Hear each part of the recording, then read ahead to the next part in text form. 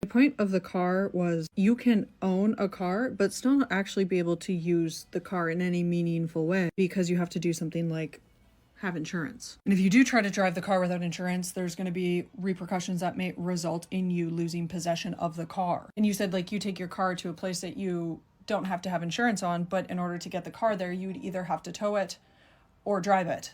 And in order to drive it on a roadway, you would have to have insurance. And owning a car that you can't necessarily drive anywhere else isn't inherently what people buy a car for. That all aside, the property tax example feels like arguing ownership from the European perspective is not owning from the European perspective because the state can take from you, which is where I was struggling. I can largely get behind the idea that land isn't to be owned. But even the European concept of land, you don't actually own the land that you buy. Like you buy it, you give them money for it, and like you hold the title of it. So we have two types of land owning. So there's freehold ownership, you own the building and the land that it's on, most common type in Canada, or leasehold ownership, you own the building and not the land it sits on, usually applied to homes built on crown lands or native reserves. In Canada's contemporary context, despite the enduring concept of crown land, individuals and corporations can purchase property. Upon acquisition, they receive a title, a legal instrument or conferring an array of rights regarding the land's usage. However, contrary to popular belief, owning a title does not equate to absolute ownership.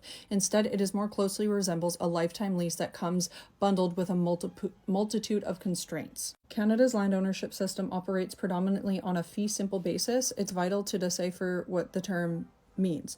Fee simple is indeed the most extensive form of land ownership, entitling owners to sell, lease, mortgage, bequeath, or otherwise dispose of their property. However, it is subject to various interests and restrictions. These include zoning bylaws, restricted covenants, property taxes, and the Crown's rights, especially concerning subsurface resources. Therefore, the concept of fee simple is riddled with conditions, leaving the notion of absolute ownership a distant dream. If a landowner passes away in a state without a will, the property does not automatically go to the Crown. Instead, the province or territory laws governing the estate administration come into effect, usually granting the property to the deceased next of kin. However, if no eligible next of kin can be found, the property indeed goes back to the Crown.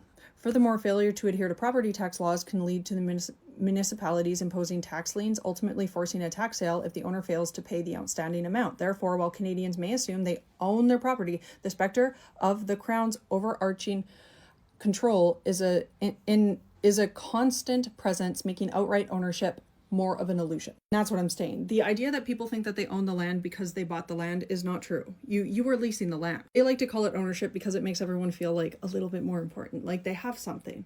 But the reality of the thing is they want to build a railway, they can tell you to leave. They can give you options on dollar values of maybe you're willing to pay that, or you're willing to take this, you're willing to take that. But ultimately they can say, you know what, we want you gone. We're paying you this dollar amount, get off of the land, because ultimately it reverts back to Crown land. And so even in that instance, like they're saying, you don't own anything that's underneath, right? So like you might own the land, but you don't own what's underneath the land. Oh, they find oil.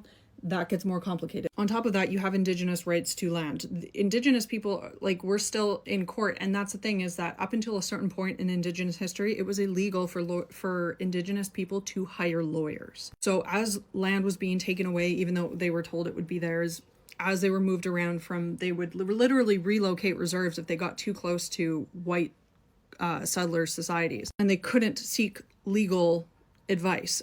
That is now changing, and we are seeing, like, when they negotiated land rights in Canada, those were seen as a nation-to-nation agreement, because treaties are done between nations, right? Treaties are negotiated government-to-government contracts or agreements used to define rights and powers and to formalize relations between governments. The Royal Proclamation of 1763 acknowledged several nations or tribes of Indians with whom we are connected, and by doing so recognized Indigenous people as nations. And this is coming up because Alberta wants to separate, but they don't, like, these people who own, they think that they get a vote in separating from Canada, but the reality of the fact is that you can't take the landmass, because the landmass is on treaty land. An agreement between two nations, Canada being one nation and Indigenous populations being the other nations.